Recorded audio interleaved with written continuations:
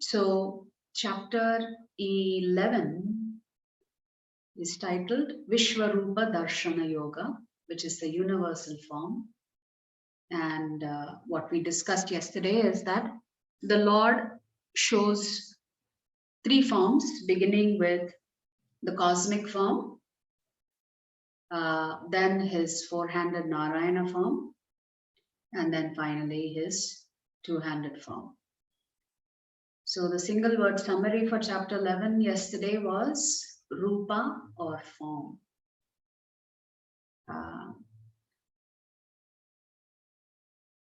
You could say that the boss has multiple facets,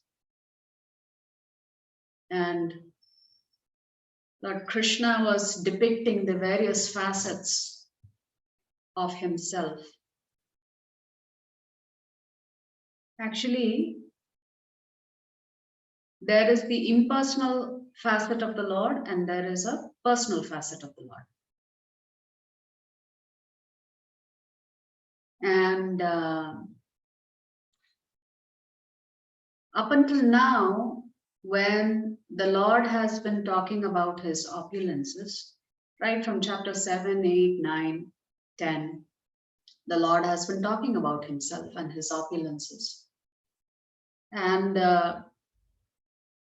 all of the examples that the Lord gives of his opulences are actually his impersonal aspects. For example, when the Lord says, I am the sun, I am the moon, I am the sound, I am silence. All of these are actually impersonal facets of the Lord. So the Nirakar Roop or the Nirakar aspect of the Lord.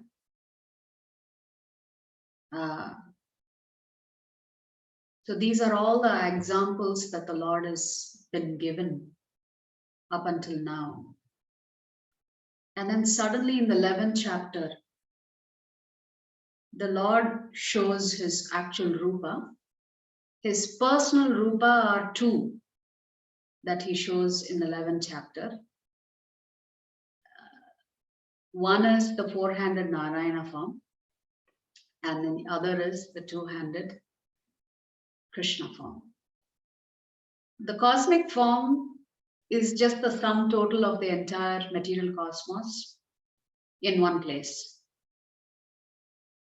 So in that sense, you could consider that also to be the impersonal aspect of the Lord. It's his energy, it's his external energy in the form of Prakriti.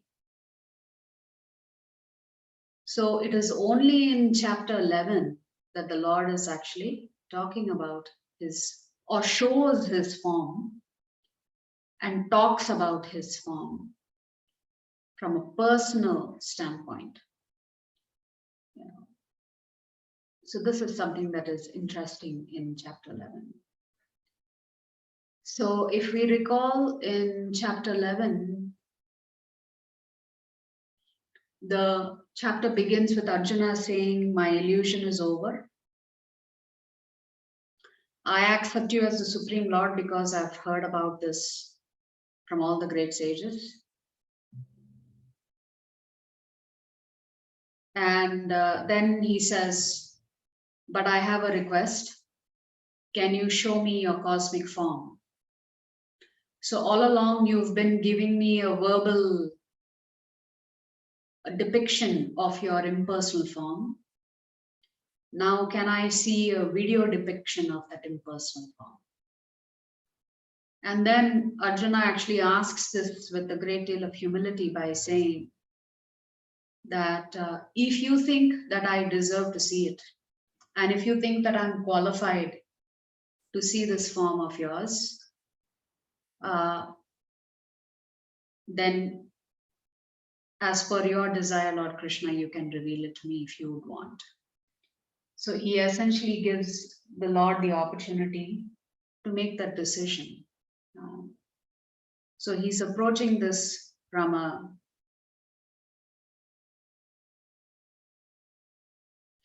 the stature of humility. And we discussed that even before the Lord describes his universal form, shows his universal form, he actually describes it to him. And almost as if to say, Arjuna, you need to fasten your seatbelts because what I'm about to show you might actually scare you. Then Sanjaya describes the universal form. Then Arjuna describes the universal form. Arjuna actually describes the universal form from shloka 15 to 20. This I didn't discuss with you all specifically yesterday. But in shlokas 15 to 20, Arjuna is describing what he's seeing. Then if you come to 21, 22, and 23, Arjuna is describing the effect of the Lord showing the universal form on the universe itself. Because the Lord is showing his cosmic form, it is having an impact on the entire universe. So in 21 to 23, Arjuna is actually describing what effect the universal form is actually having on the universe itself. Which of course he talks about the sages and demigods being frightened and scared. They are praying in earnest. They are not sure what to make of this form of the Lord. Then in shlokas 24 and 25, Arjuna talks about the impact of the seeing the universal form. How is he experiencing it? So first he says this is the impact on the universe, the demigods, the rishis. And then in 24 and 25, Arjuna talks about the impact of seeing the cosmic form on himself, that he is feeling fear. He is seeing these ghastly images. And then from 26 to 30, he sees Krishna's prediction about what is going to happen in this war. That all the warriors are going to be killed except for a handful of warriors who are going to remain. So, which means Krishna is indicating to him, these people are already dead, or they are going to die shortly. So, and then in shloka 31, being frightened, he says, who are you and what is your mission? And we discussed how this cosmic form was seen all over the universe. Specifically, it was seen by the demigods, including Lord Brahma. But the impact of the form was fearful and frightening for all of the universes. So, when the Lord first shows his universal form, it is like you're seeing something very wonderful, something magical. But then suddenly that magical aspect changes to fear. So the mood changes from wonder to fear. Now, why does this mood change from wonder to fear? Because the same cosmic form Krishna has shown to Mother Yashoda when he gets caught eating mud. And also once before that, when Yashoda opens Krishna's mouth to see, oh, Krishna has little teeth growing. At that time, Krishna yawns. And when he yawns, Mother Yashoda sees the cosmic form inside the mouth. But at that time, she convinces herself, I must be dreaming. And doesn't take it seriously. And then second time, Krishna shows her the cosmic form when she forces him to open his mouth because he had been, well, the children along with Lord Balaram had complained to her that your son is eating mud. And Krishna tries to lie his way out of it, but ultimately he opens his mouth. So when he opens his mouth, Mother Yashoda doesn't see the mud. She sees the entire cosmos. And she sees herself and baby Krishna in that mouth also. So she becomes perturbed, thinking, am I dreaming or is this real? You know, is my son some kind of special demigod or who is he? So she becomes awestruck and feeling this sense of wonder. Similarly, when Krishna goes as the peace messenger on the Shanti Dut mission to Hastinapur, he again shows this cosmic form to Duryodhan, Dronacharya, and Bhishma. So why is Krishna saying, this is the first time I am showing this form? Nobody has seen this before, Arjuna. What does that mean? Well, there is a significant difference, and the difference is the way the Lord answers the question. When Arjuna asks, who are you and what is your mission? And Krishna simply responds saying, time I am the great destroyer of the worlds, and I've come here to destroy all the people. With the exception of you, all the soldiers here on both sides will be slain. So this cosmic form included a special feature that was not shown to Mother Yashoda, that was not shown in the court of Hastinapur. This is called Kala Rupa. When Mother Yashoda sees the cosmic form in the Lord's mouth, he doesn't show himself in the form of time coming to destroy. Similarly, in the court of Hastinapur, Kala Rupa is not part of that cosmic form. Hence, neither Yashoda nor the others who saw the cosmic form had this feeling of fear, because whatever they saw was wondrous. They just saw all of creation in one place. But here, although this is the same cosmic form, the Virat Rupa, it had an added element of Kala Rupa, which is the Lord in the form of death. Therefore, the demigods and everybody else is perturbed. It begins with awe and ends with fear. So that is the difference between this cosmic form and the cosmic form shown by the Lord to others. So here on this battlefield, the Lord says, I am death itself. And when I decide to kill, you can only be an instrument. But I've already made that decision.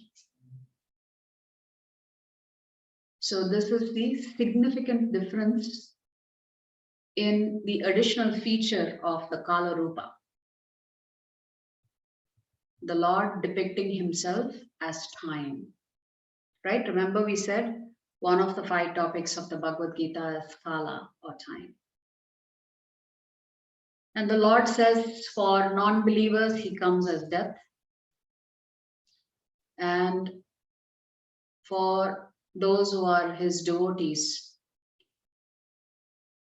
they see the Lord at the time of death. So they don't experience death the way the non-devotees experience death. So this is the significance of this cosmic form, in that the Kala Rupa is part of it. And it is this Kala Rupa with the sharp teeth, the soldiers being crushed between the teeth, everybody rushing into the mouth, people getting smashed. And then in one of the shlokas, Krishna talks about Jayadratha. Jayadratha is not known to be a phenomenal fighter. So why is the Lord referencing him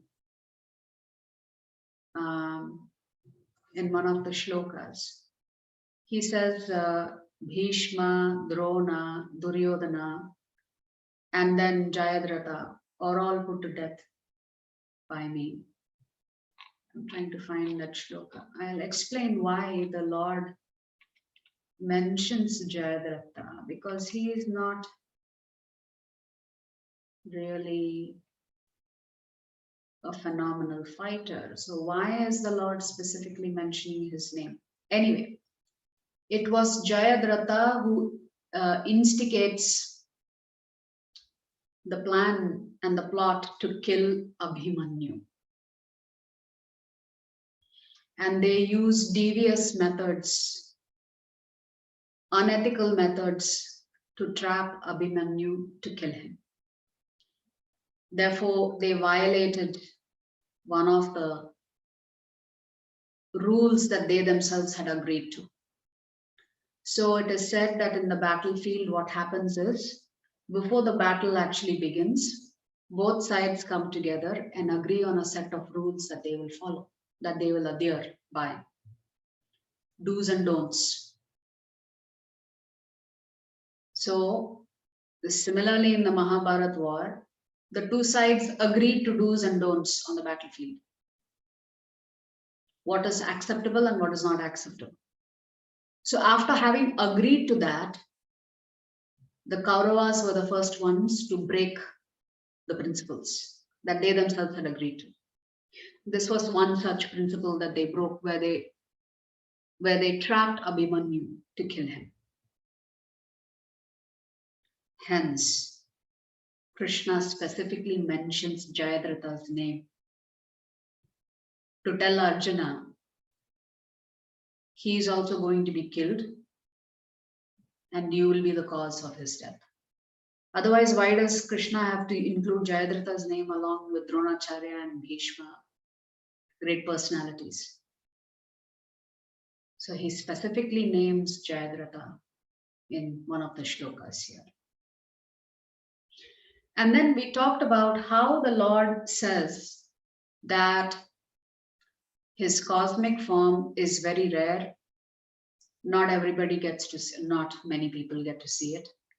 But then rarer than his cosmic form is his four-handed form as Narayana. So you can see Arjuna here saying, O universal form, O thousand-armed Lord, I wish to see you in your four-armed form, with helmeted head and with club, wheel, conch, and lotus flower in your hands.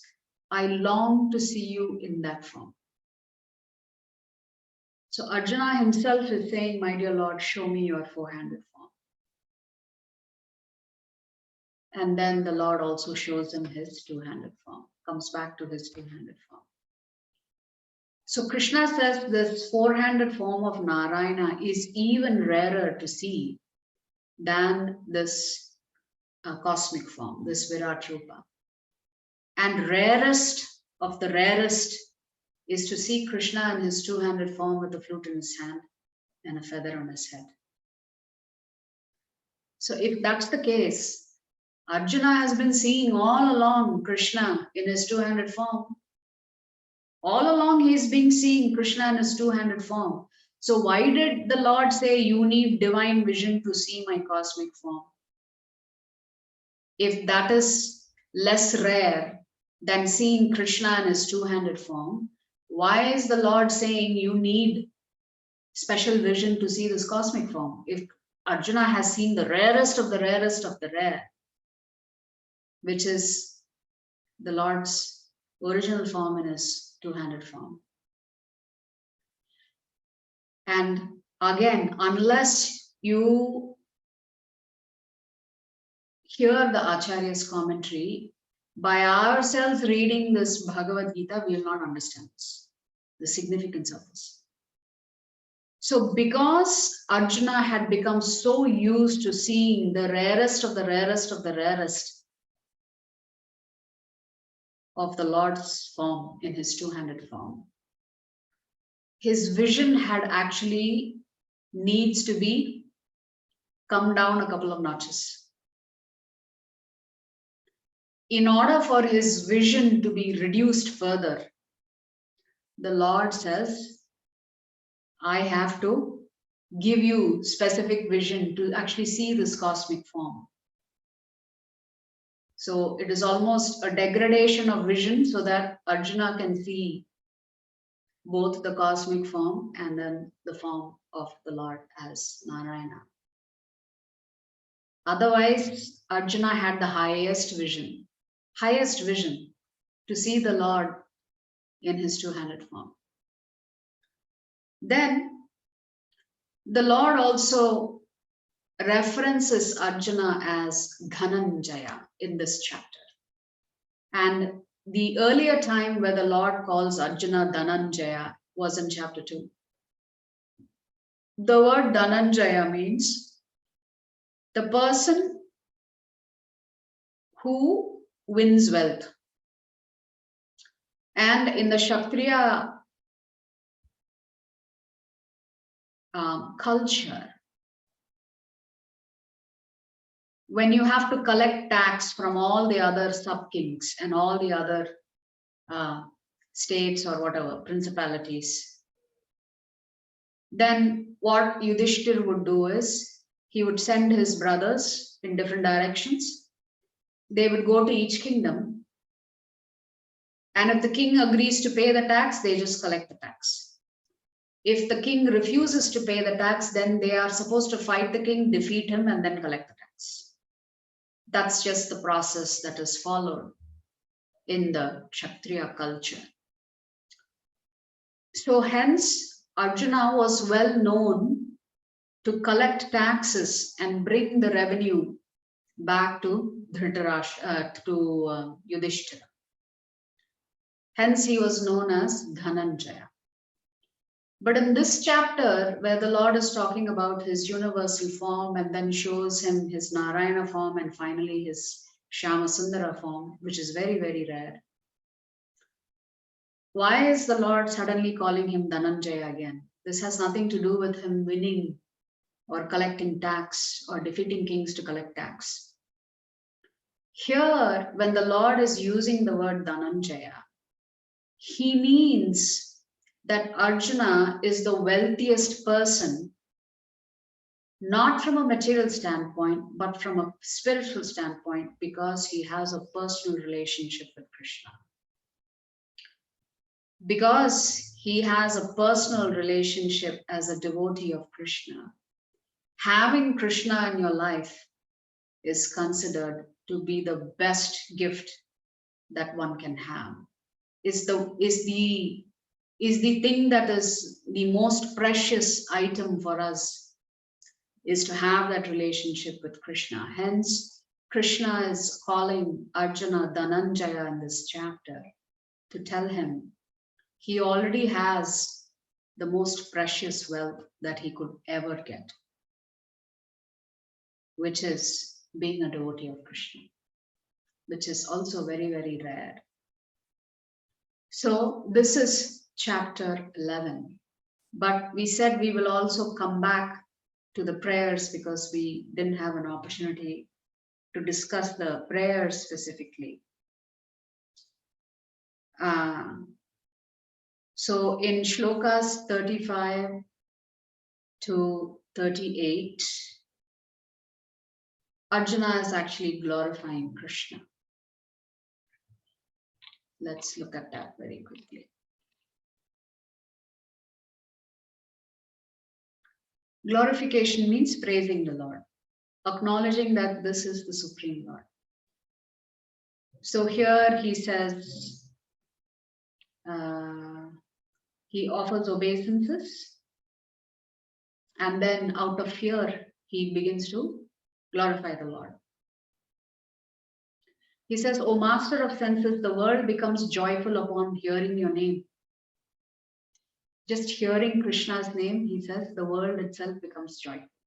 And thus everyone becomes attached to you, just hearing your name.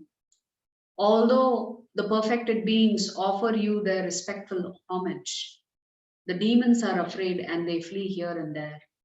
All this is rightly done. O Great One, greater even than Brahma, you are the original creator. Why then should they not offer their respectful obeisances unto you? O limitless one, God of gods, refuge of the universe, you are the invincible source, the cause of all causes, transcendental to this material manifestation. You are the original personality of Godhead, the oldest, the ultimate sanctuary of this manifested cosmic world. You are the knower of everything, and you are all that is knowable. You are the supreme refuge above the material modes, O limitless form. This whole cosmic manifestation is pervaded by you. So up to here, Arjuna is actually glorifying the Lord.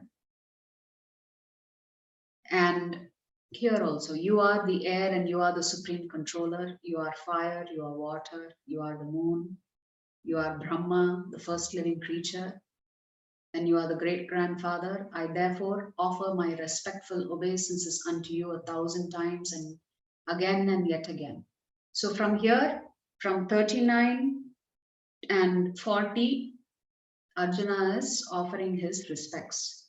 Obeisances to you from the front, from behind, and from all sides. O unbounded power, you are the master of limitless might. You are all pervading, and thus you are everything.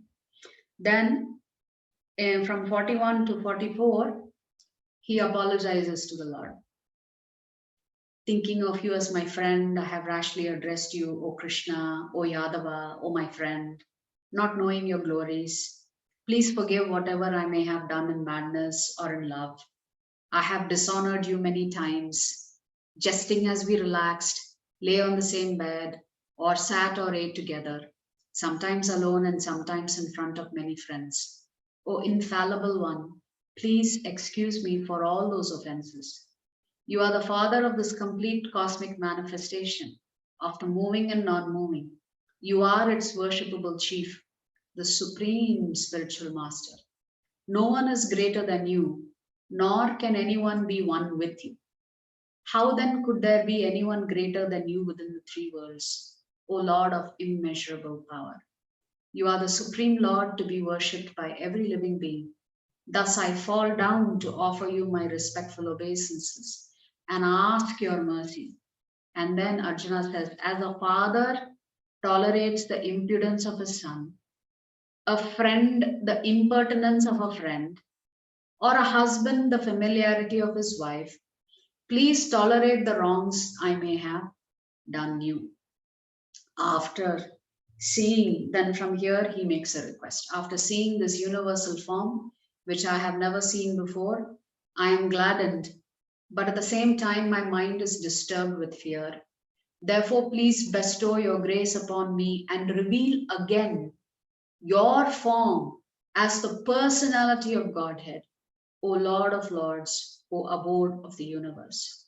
O universal form, O thousand-armed Lord, I wish to see you in your four-armed form with helmeted head and with club-wheeled conch and lotus flower in your hands.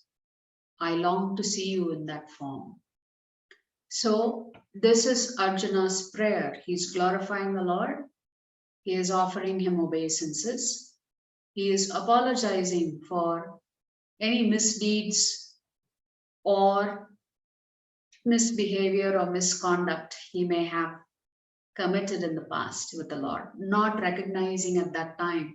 Although he knew it was Bhagavan, but there's familiarity, right? When you become very good friends with Bhagavan, you're going to become a little bit familiar. Therefore, you're forgetting that this is God. Now that he's reminded, after seeing this cosmic form and then the Narayana form of the Lord, he's reminded suddenly that this is Bhagavan. I have misbehaved and taken him casually. Therefore, he apologizes. And then he requests the Lord to shut down this cosmic view and show him the four-handed view, and then finally the two-handed view. So in our life as well, when we establish a connection with Krishna, we are also supposed to offer prayers. But here in this chapter, Krishna is also saying we should offer prayers to him and we should bow down to him and not to anybody else. There are a lot of yogis who have mystic powers. If you practice Ashtanga Yoga, you can get Ashtasiddhis. So Anima and Mahima. Anima means having the ability to becoming very small. Mahima means to expand your size. Then there is Garima and Lagima. So Garima means to become really, really heavy, and Laghima means to become very light. So these are some mystic potencies that you can get if you become a true yogi. So these are four: Anima, Mahima, Garima, and Laghima. And then there is Prapti, Prakamya, Ishita, and Vishita. Prapti means a yogi has the capacity to just reach out to wherever he wants and grab whatever he wants. So it doesn't have to be in physical proximity to him. It can be in a very remote place, but the yogi can simply stretch his hand and get what he wants from there. This is called Prapti. Then Prakamya means being able to do very magical things, things that are unfathomable. So essentially displaying magical powers, magical prowess, doing things that seem impossible for a human being to do. So this is called Prakamya. And then there is Ishita and Vashita. Ishita means a yogi has the capacity to create and destroy planets. They can create a planet and destroy a planet. So this is called Ishita. And then Vashita means they can exercise powers over other human beings. Without the other human being even knowing about it, they can hypnotize them. They can make them believe things and follow instructions, etc. Without the other person knowing that they've even been hypnotized. So these are the powers that a yogi can acquire. And Krishna is saying that when we bow down to somebody, we should be careful who we bow down to. Because yogis, through their power, can suggest that they are also Bhagavan. So we have to be careful who we choose to follow and who we choose to accept as Bhagavan. There is only one Bhagavan, and that's Lord Krishna. Everybody else who has magical potency and power, you do this and create vibhuti or whatever, gold chains and necklace. These are all yogic powers that powerful human beings can have. That doesn't make them Bhagavan. So the definition of Bhagavan is very clear. Parashara Muni has defined Bhagavan as possessing 6 opulences in full.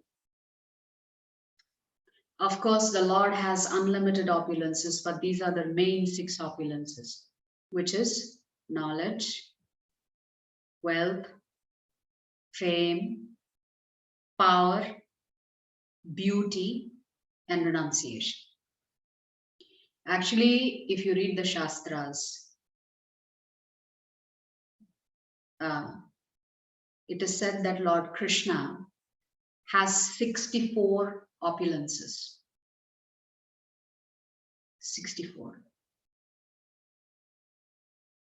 Out of those 64, Lord Vishnu or Lord Narayana has only 60. Out of those 64, Lord Sadashiva has 55. Out of those 64, you and I have 50. So It may not be in full and it may not be all at one time. But Lord Krishna has 64 opulences in full, out of which Lord Narayana only has 60.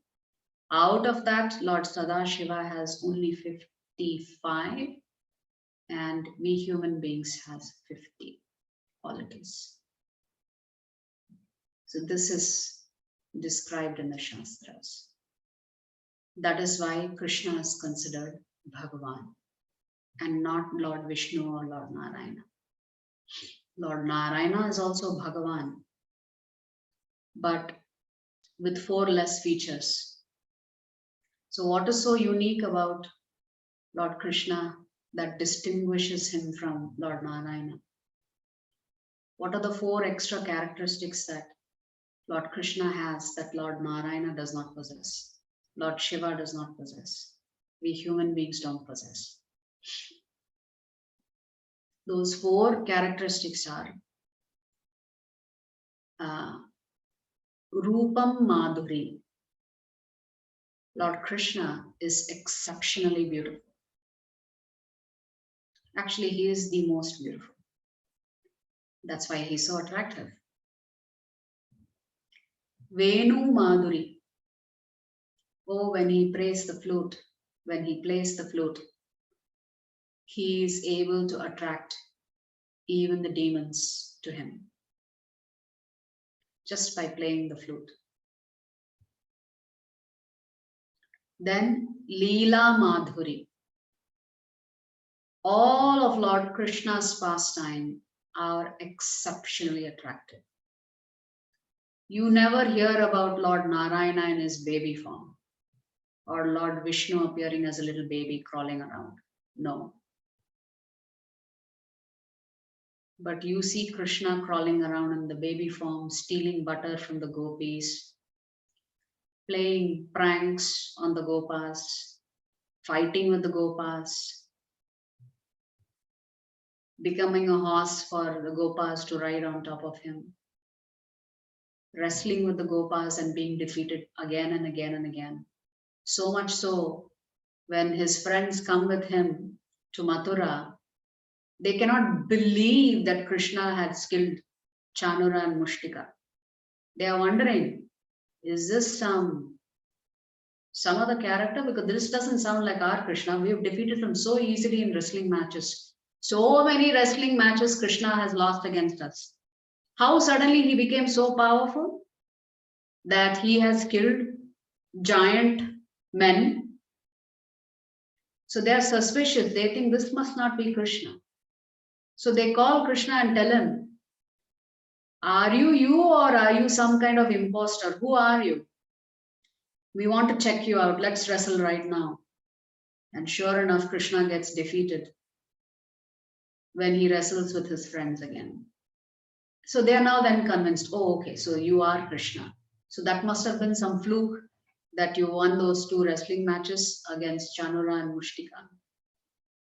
So they are perplexed that there Krishna actually killed these giant men, because they know Krishna is so weak, he gets easily defeated in matches with them. So like this, Krishna is establishing in this chapter that we should only bow down to him as the Supreme Lord. Yes, we must offer all respects to all the demigods. That's our duty, because they are also devotees of the Lord. So a Vaishnava will always respect a fellow Vaishnava. So just like Vaishnavas offer obeisances to each other, since the demigods are also considered Vaishnavas, we have to offer our respects to them. And therefore, we'll offer obeisances to the demigods also.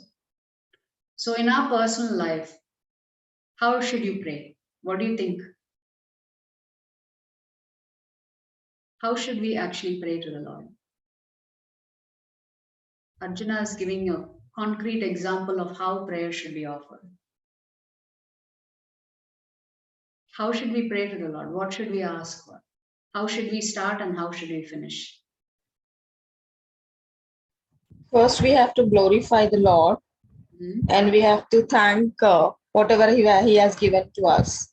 And then we need to be like apologetically accept what are the sins we have done. So we have to ask for forgiveness. And then I know only till there. Then you can make your request, whatever you want.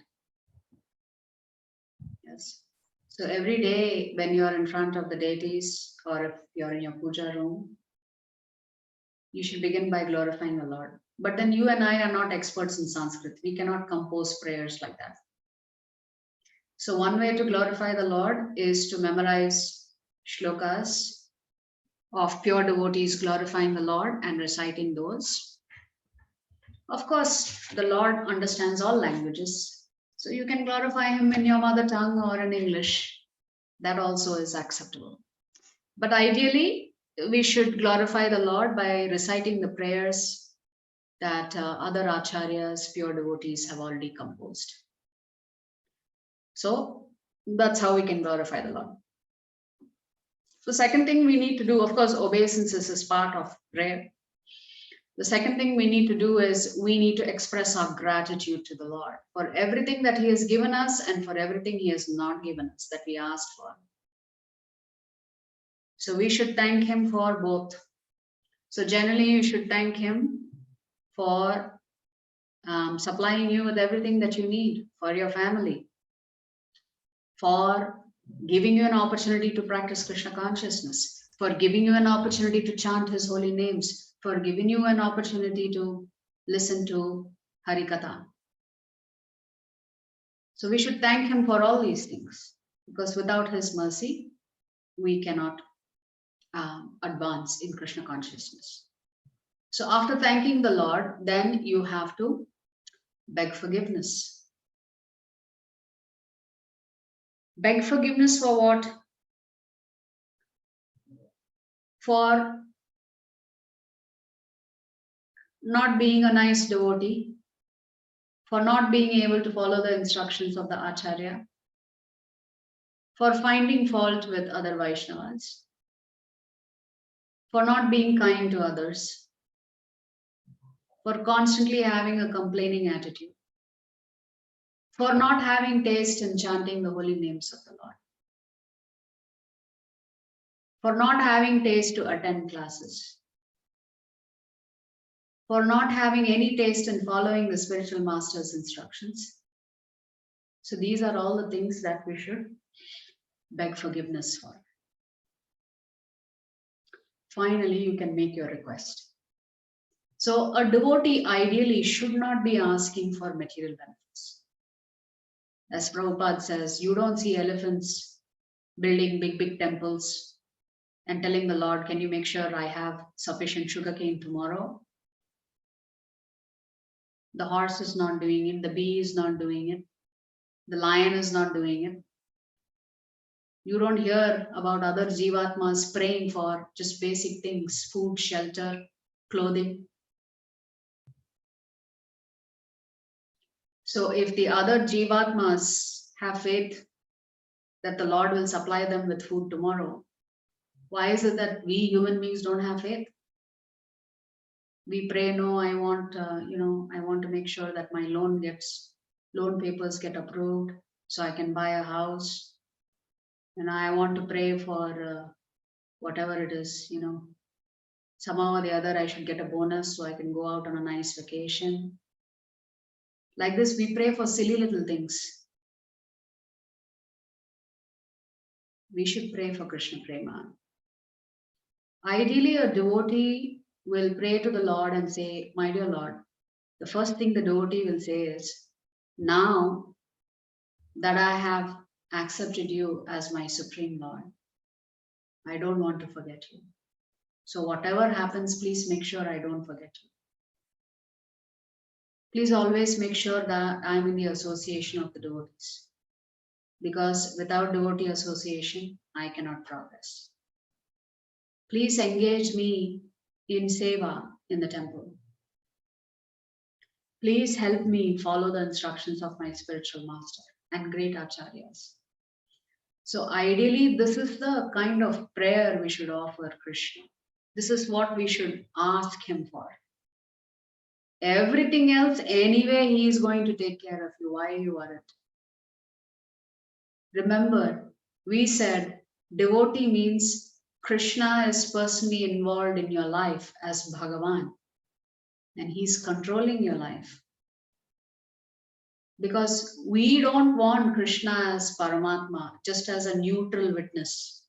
We want Krishna to be actively engaged in our life, guiding it, directing it.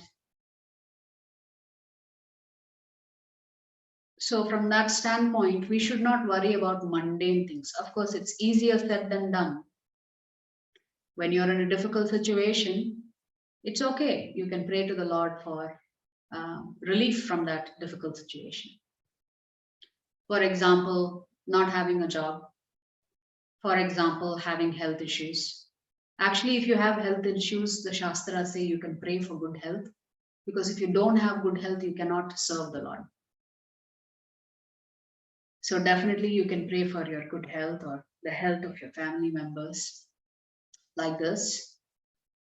So any other distress that you are experiencing, you can pray to the Lord, give me the strength to handle these distresses. But ideally, you shouldn't pray to the Lord for specific outcomes and say, make sure this person gets defeated, or, make sure I get this. Like that, we shouldn't pray for. Of course, it's okay. There's nothing wrong. After all, you've already established a connect with the Lord. But ideally, this should not be the mood of a prayer of a devotee. A devotee should be focused on, my dear Lord, I'm your servant. I want to continue to be your servant. I want to become a compassionate human being. I want to become humble. I want to serve all the Jivatmas. I want to learn how to love you, and by learning to love you, I can love everybody else. I don't want to criticize others. Like this, you can offer your prayers to the Lord.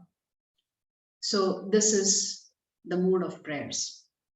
Now I want to talk about some examples from the Shastra about the benefit of offering obeisances and other things, right? So we already talked about how one should take darshan, right? We should start from the lotus feet and then move up when we are seeing the deities in the temple. Darshan should always start from the lotus feet, not from the face down. It should be from the feet up. So if you notice, even the arati that is performed, if you observe closely in the temple, the arati begins with the lotus feet, then moves to the belly, then moves to the face, and then the entire form of the Lord. Typically, that's how arati is done.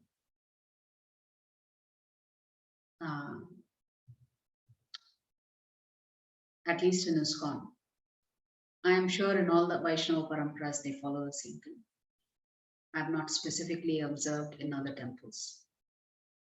So the Bhagavatam says, actually this is in the Uddhava Gita.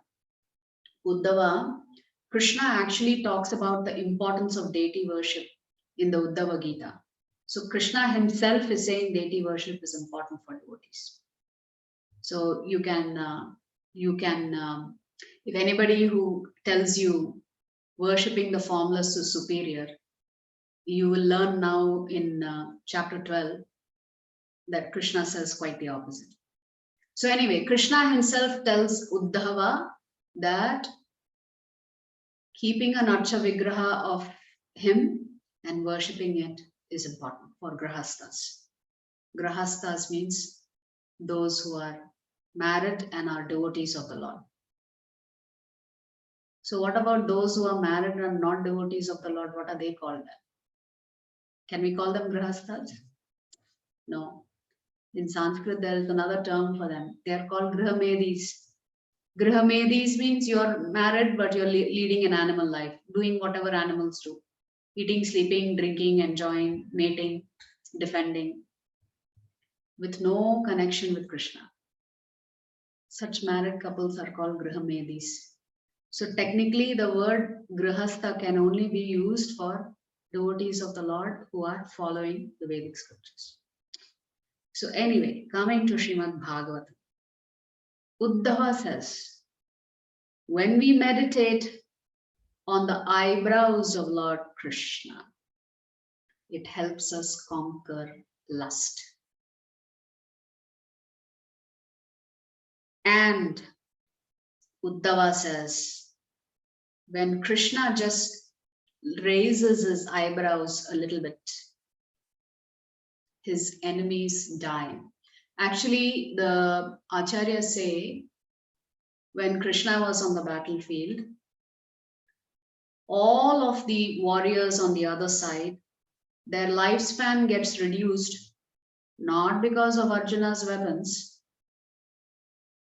not because of Bhima's prowess as a warrior, simply by Lord Krishna glancing at the warriors on the opposite side, he reduces their lifespan. So, and then Arjuna has to follow through and actually do the killing. So, if you meditate on the Lord's eyebrows, you can conquer lust. Uddhava says, when the Lord raises his eyebrows, his enemies die. As a matter of fact, when the Shiva Tandava happens, do you know how? What is the signal to Lord Shiva that he needs to start? The dance of annihilation. So, in the spiritual world, Shiva is always meditating on Shankarshan or Anantashesh. And Shiva's residence in the spiritual world is right across from Anantashesh. So he can see Anantashesh. So he's always meditating on Lord Balaram. And when he sees the Lord's eyebrows twitch, he knows it's time for him to get up and do his dance of annihilation. So that's the signal to Shiva that the time has come. In addition to Anantashesha spitting fire, his other signal is the Lord simply twitching his eyebrow. And then he begins his dance of annihilation. So similarly, it says that when we bow down to Krishna, Krishna says, offer your obeisances to me. What is the benefit to us when we offer obeisances? Oceans of misery dry up instantly. Whatever miseries that you're experiencing, that comes to an end when you offer obeisances to Krishna. So in ISKCON, there are many devotees who take a sankalpa that they will offer X number of obeisances every day. So that's one thing we can do. We can take a sankalpa and offer X number of obeisances. My mother, who is 85 years old, on special occasions, she will do 108 obeisances to Lord Vishnu at 85. Can you imagine? 108 at that age. That is determination, huh? That is real determination.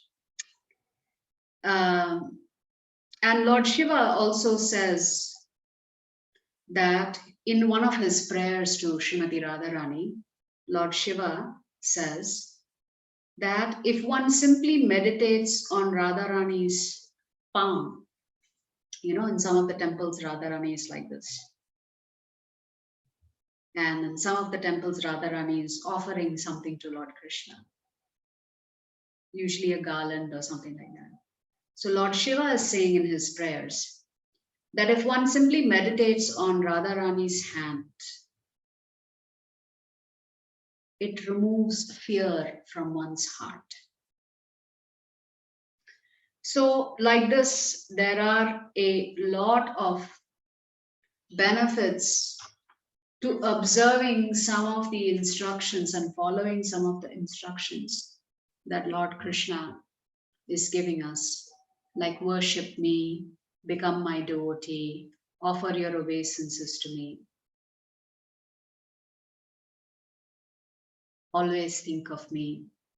There are benefits to all of this. We may or may not know what the benefits, actual benefits are, but there are benefits to following these instructions of the acharyas. Now, of course, in addition to all of that, Prabhupada has said we must follow the 4 regulative principles and we must chant a minimum of 16 rounds, observe Ekadesi, and serve the deities in the temple. What does the 4 regulative principles mean? So the first regulative principle is no meat eating, and that includes fish and eggs. Why? Because these 4 regulative principles, if we violate them, the dharma, the 4 legs of dharma become unstable. So when one consumes meat, one has to kill. And when one gets habituated to killing, it reduces the mercy potency of a human being.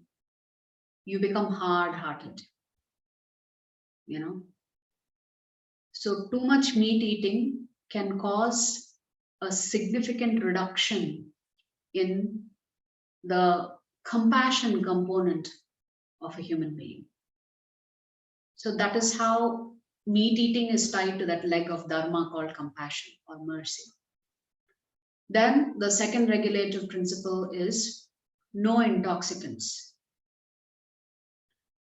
No intoxicants, which is like alcohol, drugs, other kind of substances.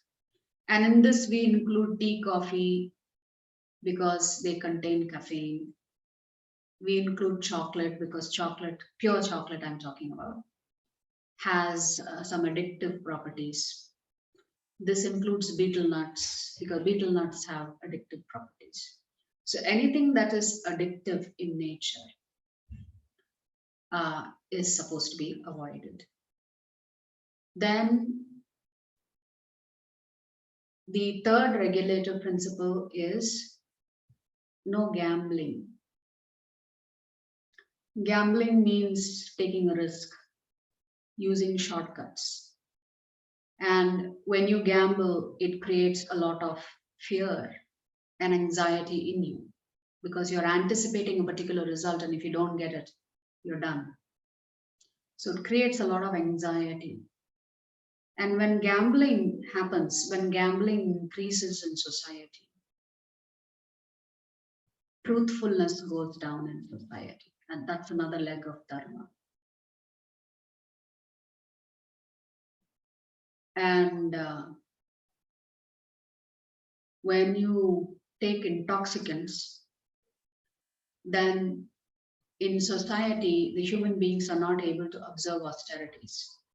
So our ability to practice austerities will significantly reduce if there is consumption of intoxicants. Then the last regulative principle is no illicit relations or sexual relations. So when there are illicit sexual relations, it reduces the amount of cleanliness. So the 4 legs of dharma are mercy, austerity, truthfulness, and cleanliness. If these legs become unstable because of our practices, then human society will suffer.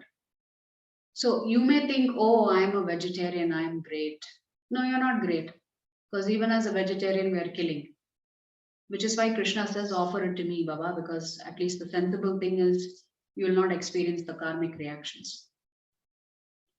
So that could also be part of your prayer, my dear Krishnas. Every day I take the car out, I walk, I do this, I do that. It says when you light a fire, you're killing insects. When you do your mortar pestle, you're killing insects. Just the act of pouring water from a pitcher to a glass, you're killing some jivatmas. So our life is fraught with killing actually. So one of the aspects of prayer is we can beg forgiveness from the Lord saying, I don't know how many jivatmas I'm killing every day. Please forgive me for that also. So this mercy, austerity, truthfulness, and cleanliness are the 4 legs of dharma. So if even a small percentage of society is engaging in these acts, violating these acts, the rest of society also has to pay the price. It's not that if I am a vegetarian, I am not gambling, I am not engaged in illicit sex, I am not taking intoxicants, I don't have to suffer. There is collective karma also that we experience in the form of war, droughts, floods, earthquakes. So these four legs of Dharma destabilizes Mother Nature. Because everything is in perfect balance. That's how Krishna's creation is. Everything is just so delicately balanced. If any one thing goes out of balance, it creates significant strife for the human beings. So with that, we will begin with chapter 12 today. So chapter 12 is called Bhakti-Yoga, devotional service. So in chapter 7, it was about Bhagavan. In chapter 9, it was about Bhakti. But why is this chapter titled Bhakti Yoga, whereas we said the actual essence of this 12th chapter is the Bhakta? But the chapter title is Bhakti Yoga. But the actual crux of this chapter is the devotee. The devotee who is practicing bhakti. So, what is it that we need to do to please Krishna? What will please Krishna?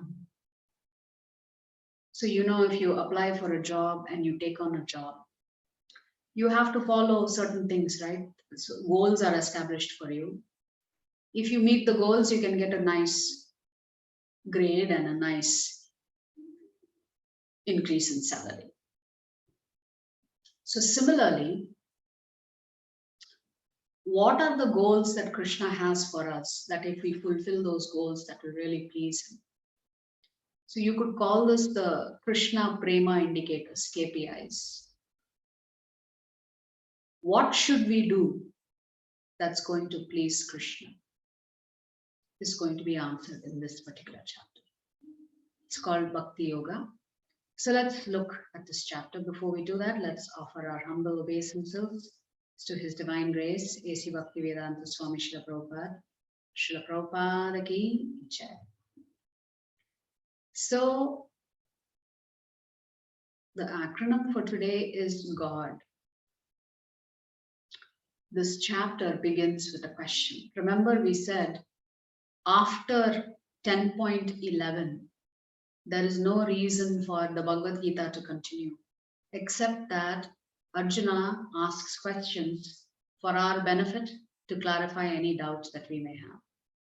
So this chapter 2 begins with a very, very, very important question.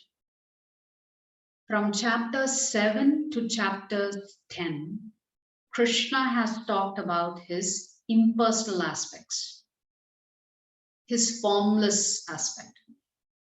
In chapter 11, Krishna has shown his cosmic form, his Narayana form, and then back again as Krishna. So now Arjuna is going to ask a question.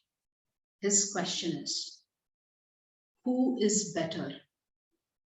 The person who worships your formless aspect, or the devotee who is worshipping your form?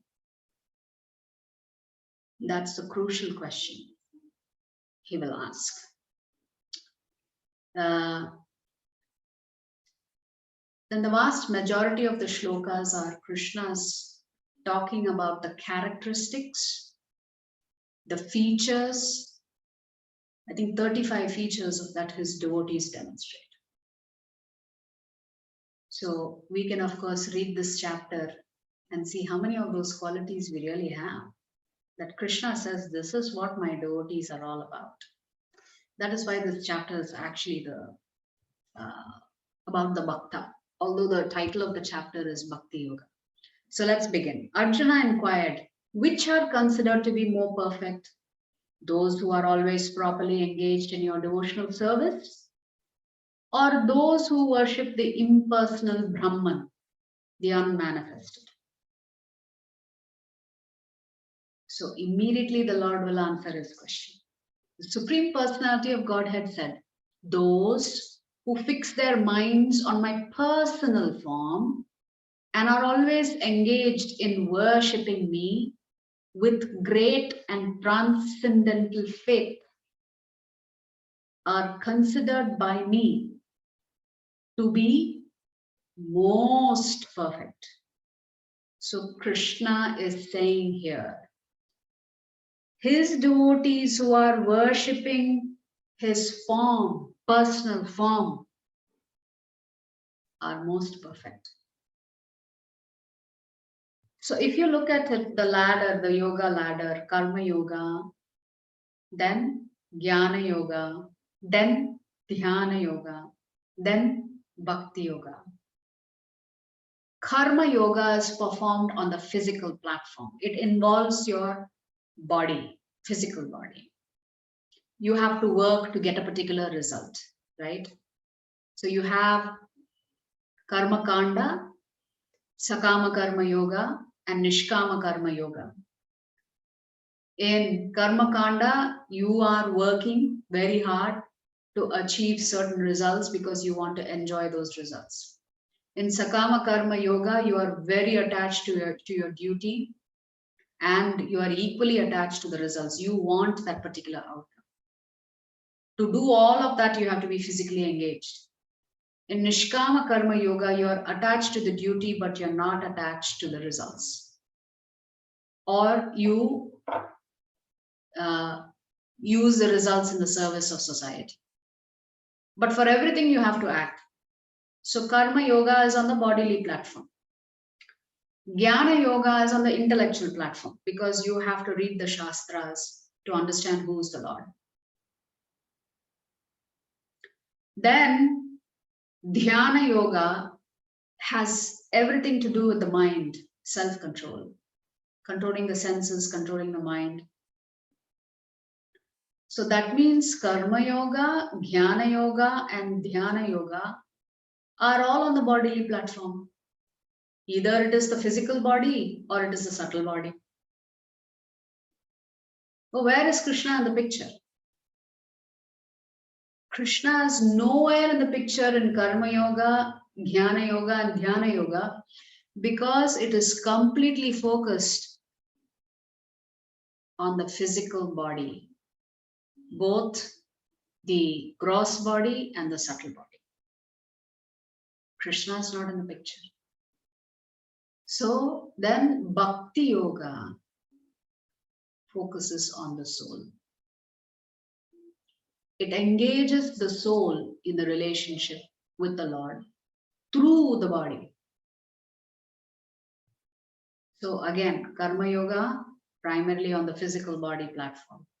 Jnana Yoga has to do with your intelligence. You're using your intelligence. Dhyana Yoga, you're using mind control. You have to perfect mind control.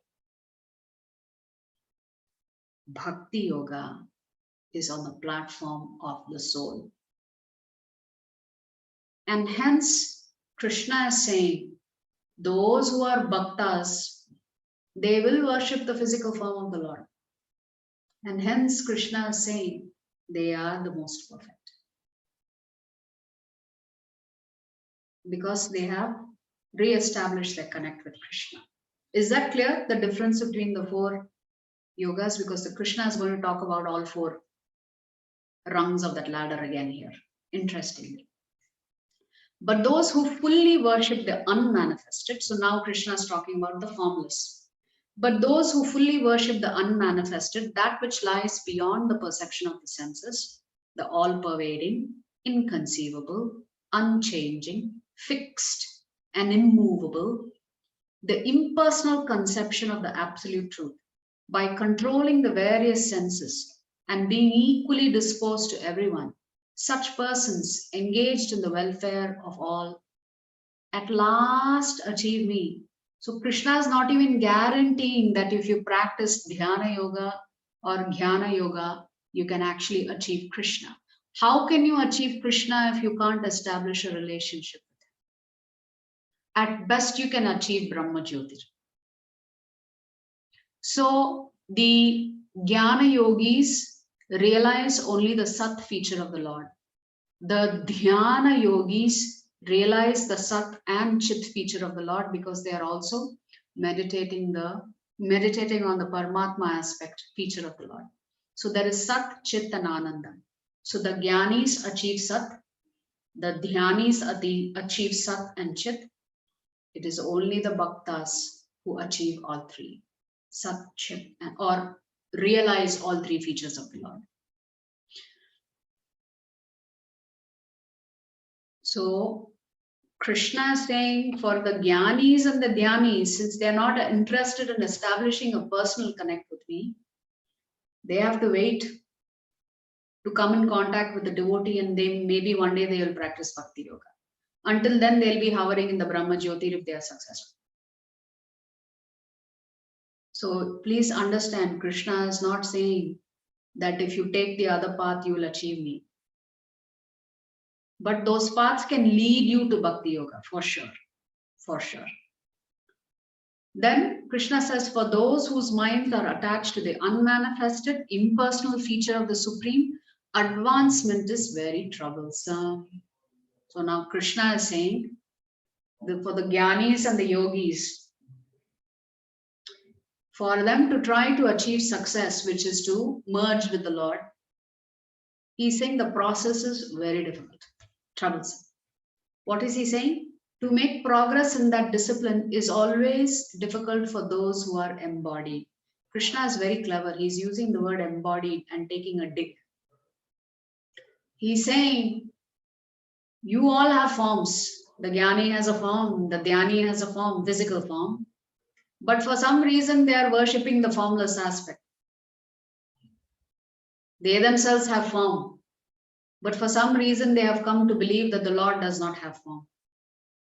So the embodied are going to struggle with the formless aspect of the Lord. Krishna says this path is very difficult. It's challenging. It's troublesome. Then immediately he contrasts with his devotees.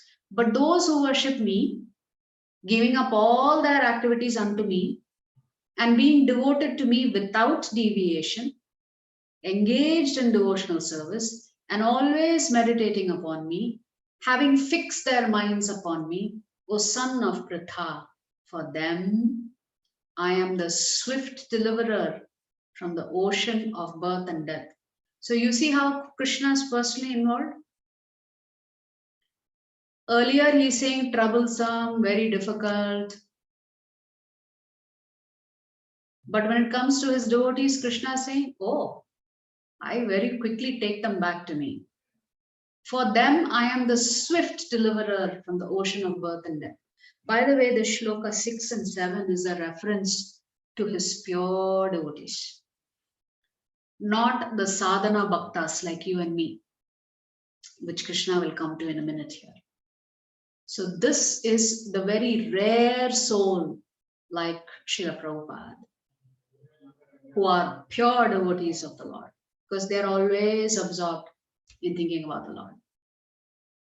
They're always absorbed in meditating upon the Lord.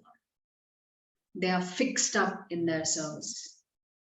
For them, Krishna says, I am the swift deliverer from the ocean of birth and death. Then, just fix your mind upon me, the Supreme Personality of Godhead, and engage all your intelligence in me.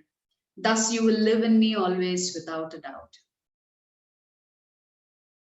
This is the Jnanis. My dear Arjuna, O winner of wealth, if you cannot fix your mind upon me without deviation, then follow the regulative principles of Bhakti-Yoga. In this way, develop a desire for me. So this is the sadhana bhaktas. For the sadhana bhaktas means we may have a little bit of faith in Krishna, but it's going to take us some time to achieve that Krishna prema, to perfect ourselves. So Krishna is saying, if you cannot be completely absorbed in me, without deviation, then Krishna is saying at a minimum, then you should practice sadhana bhakti, which is following the instructions of the Acharya. So if Prabhupada says 16 rounds, we should chant 16 rounds. If Prabhupada says observe Ekadesi Vrat, we should observe Ekadesi Vrat. So Krishna says by following this sadhana practice, then you will develop a desire to come to me. Then you will come to that stage where you want to be fixed up in Krishna's service.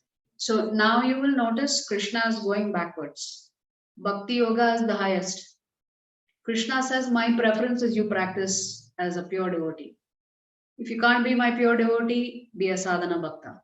If you can't be a sadhana bhakta, he's going to talk about practice karma yoga. He will skip dhyana yoga and jnana yoga. He'll come to karma yoga directly.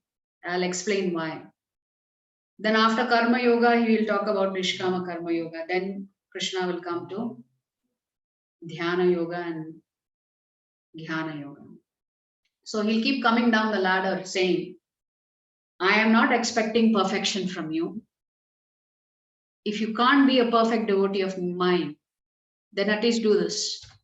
Then he says, okay, if you can't even follow sadhana bhakti, then next shloka. If you cannot do sadhana bhakti, what is Krishna advising us to do? Then just try to work for me, because by working for me, you will come to the perfect stage. So he's saying you do whatever you want, but at least work for me. Don't work for yourself. Then he will come to this, by the way, work for me is chapter 5. Krishna, Karma Yoga and Krishna consciousness. Then he will say, if however you are unable to work in this consciousness of me, so Krishna is now saying, okay, let's say you don't want to work for me, then try to act giving up all results of your work and try to be self-situated. So he says, okay, at least if you work for yourself, you're trying to gratify your own senses, then okay, fine, you try to do that. But one nice thing would be is to practice nishkama karma yoga, give up your results. So from pure bhakti to sadhana bhakti to work for me to nishkama karma yoga. If you cannot take to this practice, then engage yourself in the cultivation of knowledge. So now he comes to jnana yoga. So see, because from karma yoga to bhakti yoga is a very thin line. If you're practicing karma yoga and you just add Krishna to the equation, even if you're doing everything to satisfy your own senses in the beginning, simply by bringing Krishna into your life, your senses will get purified and you can easily become a bhakta. That's why Krishna is moving in this sequence. Although karma yoga is the bottommost rung, but Krishna is going directly from bhakti yoga to karma yoga, and now he will come to jnana yoga and then dhyana yoga. If you cannot take to this practice, then engage yourself in the cultivation of knowledge. But then he says, better than knowledge, however, is meditation. And better than meditation is renunciation of the fruits of action. This is nishkama karma yoga. For by such renunciation, one can attain peace of mind. So Krishna is talking about the yoga ladder in reverse. But you see how merciful Krishna is. He's saying, if you can't do this, can you at least do this? If you can't do this, can you do this? If you can't do this, do this. If you can't do this, do this. He's giving us so many options. But he's saying, somehow or the other, figure out how you don't get trapped by karma. This is the mercy of Krishna. So Krishna is not very strict. He's not saying only if you practice bhakti, otherwise you're done. He's giving us other options if we cannot practice bhakti, if you cannot become a pure devotee right away. He's saying you get started somewhere, anywhere on that ladder, but don't be off that ladder.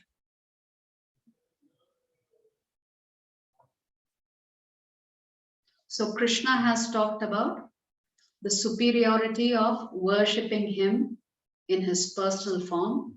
He said that is most perfect and not the formless aspect. He says it's troublesome and it's very difficult to accomplish it. So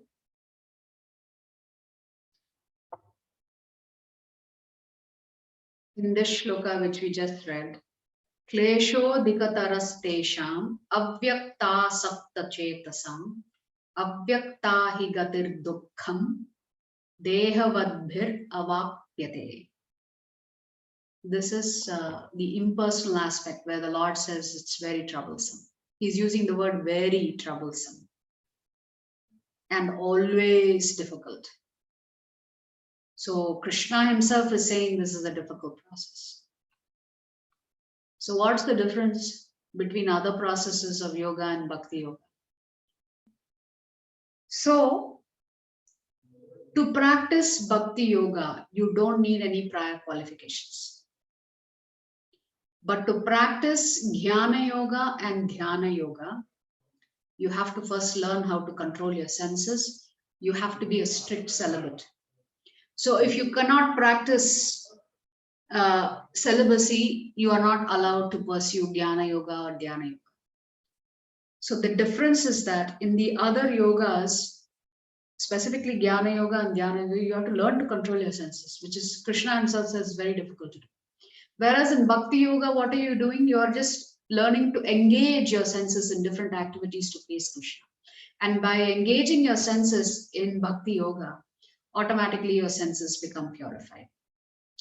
So here, again, in both in jnana yoga and dhyana yoga, you have to understand the Brahman through reading the Upanishads, learning Sanskrit, all of this. Whereas here, it is easy to understand Krishna because you just establish a personal relationship with Krishna and you follow the Navadvipa Bhakti, which is Shravanam, Kirtanam, Vishnu, Smaranam, Pada Sevanam, Archanam, Vandanam, Dasyam, Sakhyam, Atma Nivedanam. Any one of the 9 or all 9 you can practice. Krishna says this Dhyana Yoga and Jnana Yoga is troublesome. Bhakti Yoga is very easy and it comes naturally for a human being. In the other 3 processes, in Karma Yoga, Jnana Yoga and Dhyana Yoga, there is no relationship with the Lord. In Bhakti Yoga, there is an intimate personal relationship. In the other yogas, you have to rely on your own strength and endeavor to succeed. Whereas in Bhakti Yoga, Krishna says, I very easily deliver them. He's taking responsibility. So in the Shastras, Ramanujacharya actually does this comparison between the other processes and Bhakti Yoga. What is the difference between a cat carrying its little one in its mouth versus a monkey carrying its little one on its back?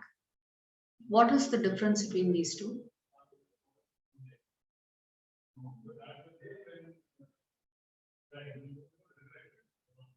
Monkey fall, cat no fall. When the mother monkey is jumping from branch to branch and tree to tree, the little monkey has to learn how to hold on. So it has to depend on itself so it doesn't fall.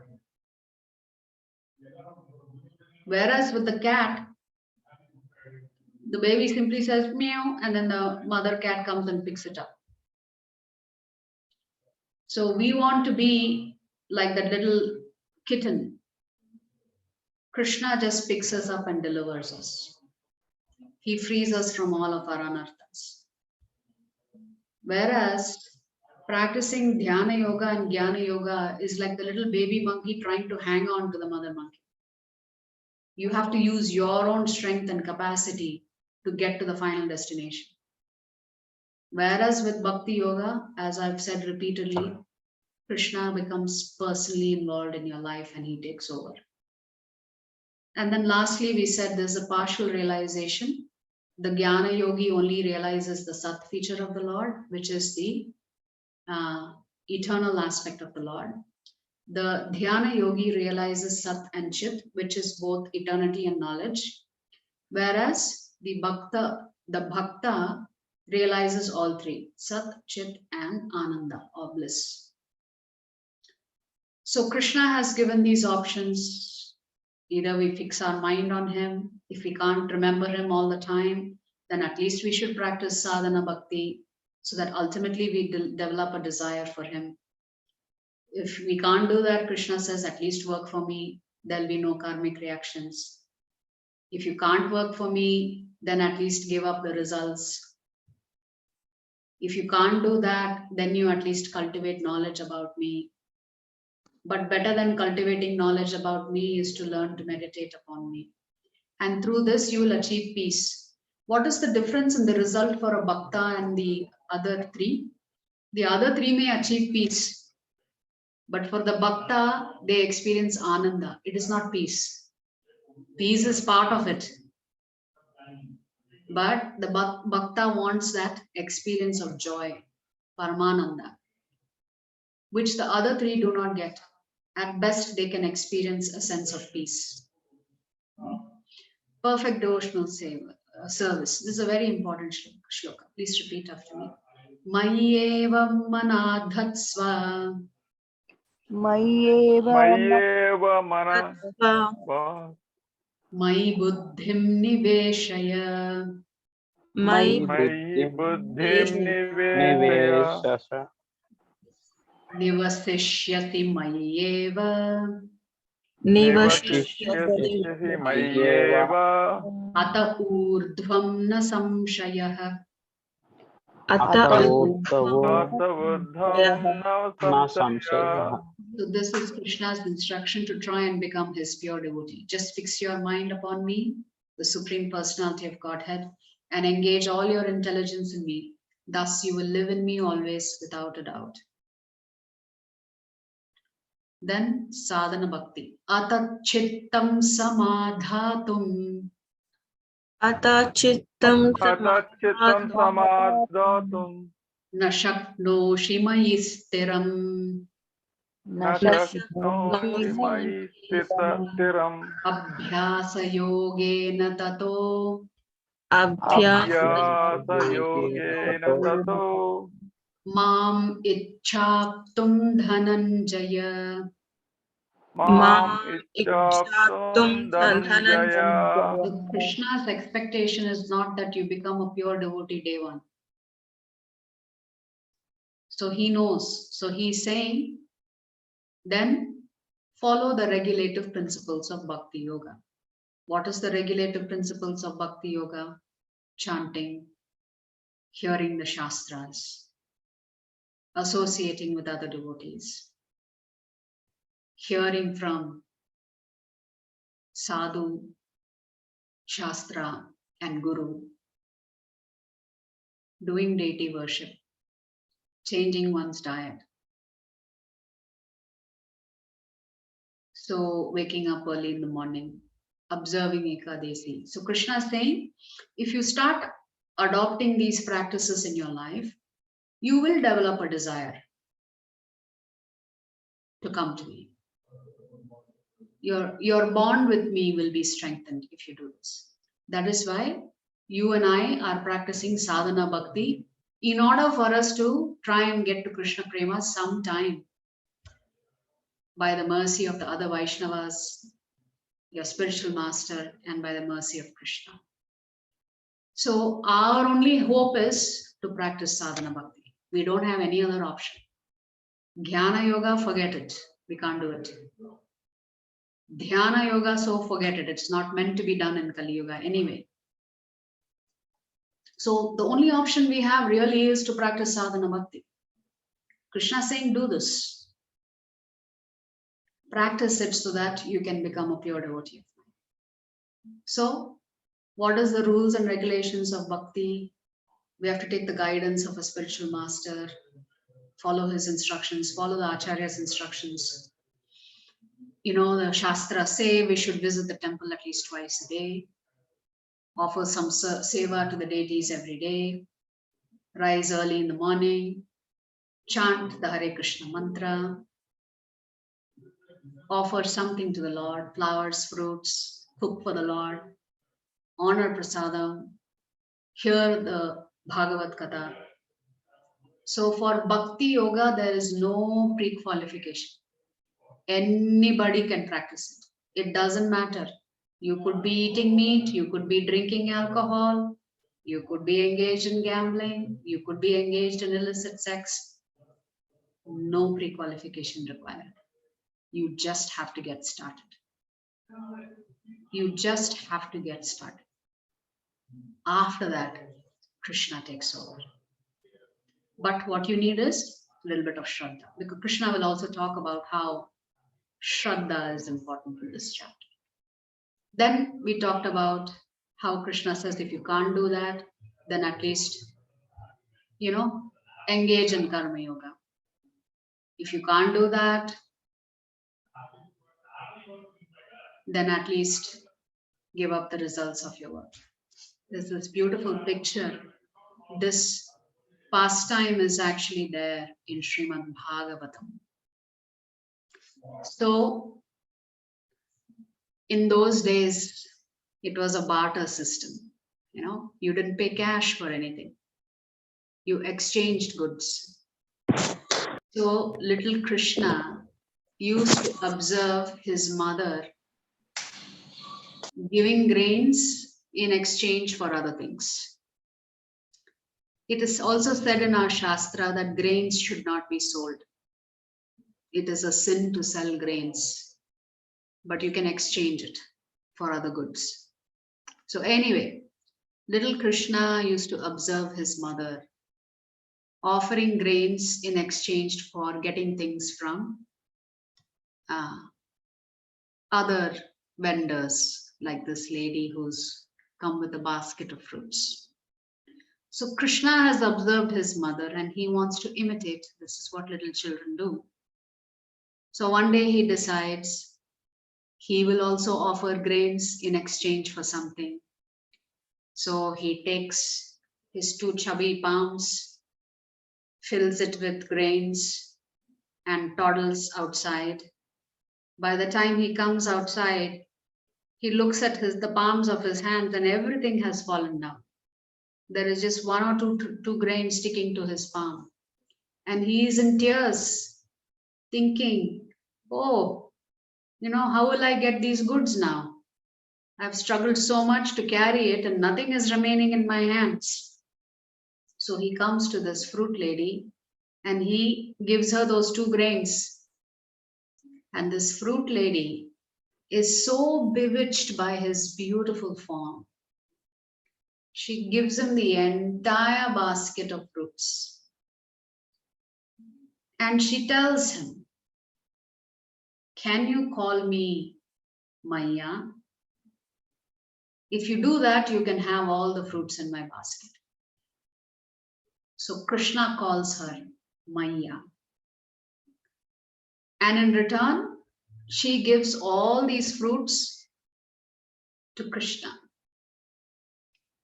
So Krishna runs inside, happy to be holding some fruits in his hand.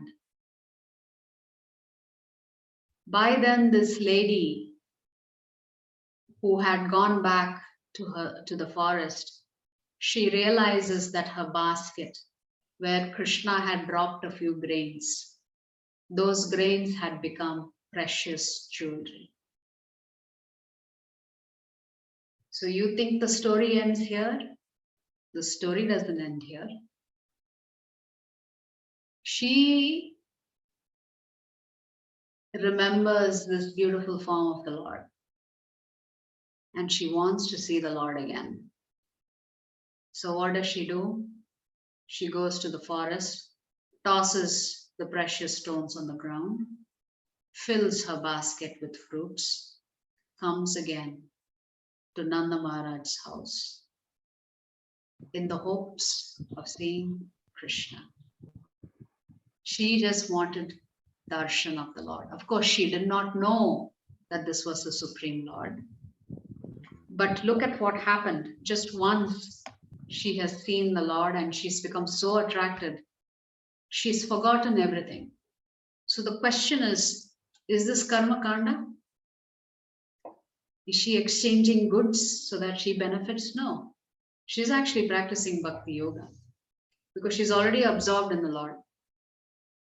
So this is the beauty of Krishna benedicting her with his mercy such that she actually sees the beauty of his form and becomes attracted to him. So just being attracted to Krishna's form itself is sufficient to establish a relationship with Krishna. So this is the pastime that is actually discussed in Srimad Bhagavatam in Canto 10, the exchange between baby Krishna and this fruit vendor, and how she actually is benedicted and benefited simply by her offering fruits to the Lord. That's what the Lord wants, right? Patram pushpam phalam toyam. So she is offered fruits to the Lord, and in return, the Lord benedicts her. Why? Because immediately her relationship was that of, oh, this is my child. I am his mother. So she was attracted to him in the Vatsalya ras. And she gets delivered because of that. So the devotee's disposition. So the rest of the chapter is Krishna. By the way, this chapter is very short. It just has 20 shlokas. And we are up on time, but we'll just quickly review the rest of the slides. So Krishna talks about the 35 qualities of his devotees, pure devotees. What makes them so unique? Their attitude towards their self, the way they deal with other jivatmas, how they react when things happen to them, good or bad.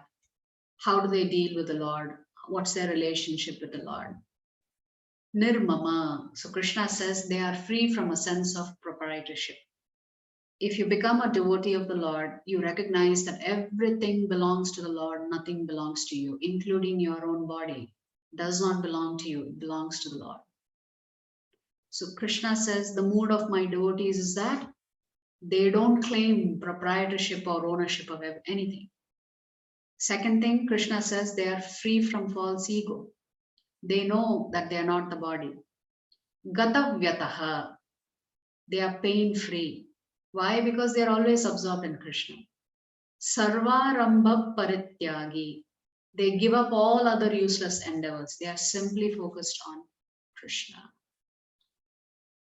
Dealings with other living entities. They are non-envious. They are kind to everybody. They are equal to both friends and enemies. Udasina, without any cares or worries. Always free from contaminating association. They don't hang out with people who are not devotees. They do not discriminate against them, but at the same time, they are careful in who they spend time with. They observe silence. They only speak when necessary. Otherwise, they stay quiet. They are self-controlled. They are the perfect mystics. They are satisfied. They are tolerant. They are equipoised. Anapeksha, they are neutral. Suchihi, they are pure. Daksha, they are experts in everything that they do. They neither lament nor desire. They neither are happy nor sad when things go for or against them. They are always transcendently situated. They avoid all sinful acts. They don't see any duality. So like this, the 35 qualities Krishna is talking about his devotees.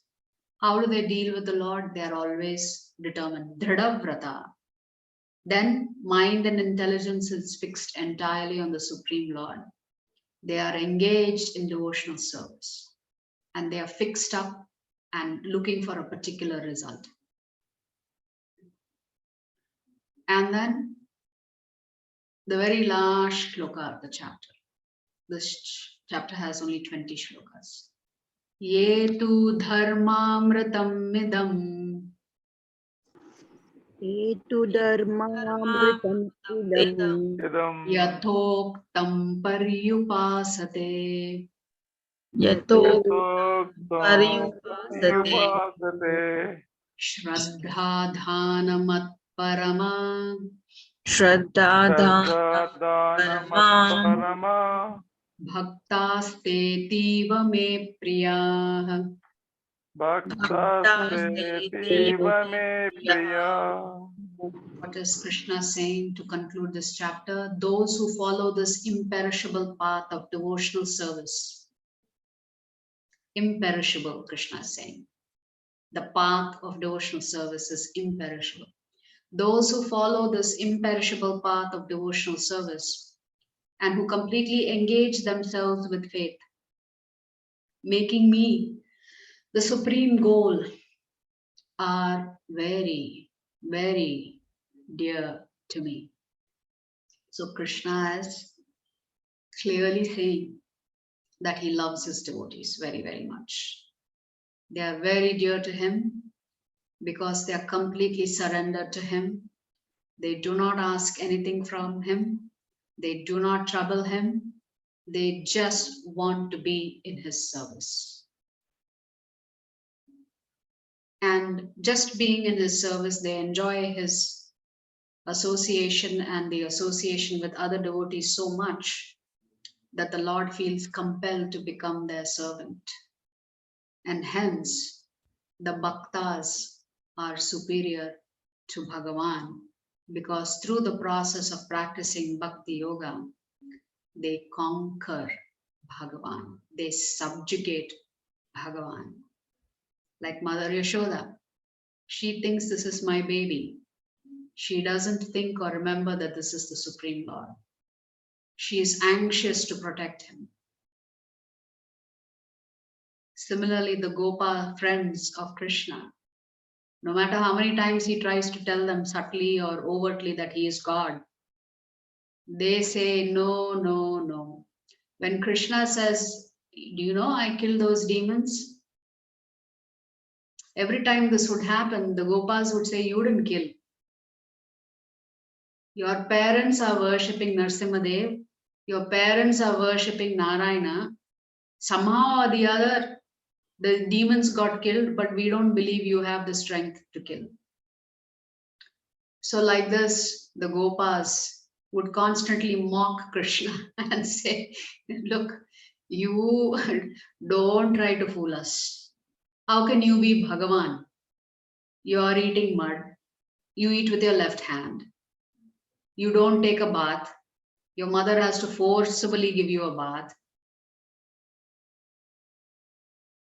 We can't believe that you're Bhagavan. You are not Bhagavan. You can't fool us. Like this, the Gopas actually have this sweet exchange with the Lord, and the Lord is absolutely relishing it because they don't know that he's God, and he's enjoying it. And he instigates it more and more and more. But what is fascinating is that when the boys are in trouble, when this demon or that demon comes, what is the first thing that the boys do? They say, oh Krishna, please come and protect us. Naturally, their instinct is to call out to Krishna, although all along they've been telling Krishna, you don't have the capacity to protect us. You are not God, etc., etc., etc. But anytime trouble comes, first thing they will do is they will call out to Krishna and Balaram. Oh Krishna, oh Rama, come and protect us. So there is a very nice pastime of that fire. Once they go deep into the forest and they are surrounded by fire, and the first thing they do is call out to Krishna, oh Krishna, please protect us. The fire is going to consume us. And Krishna says, Acha, but close your eyes first.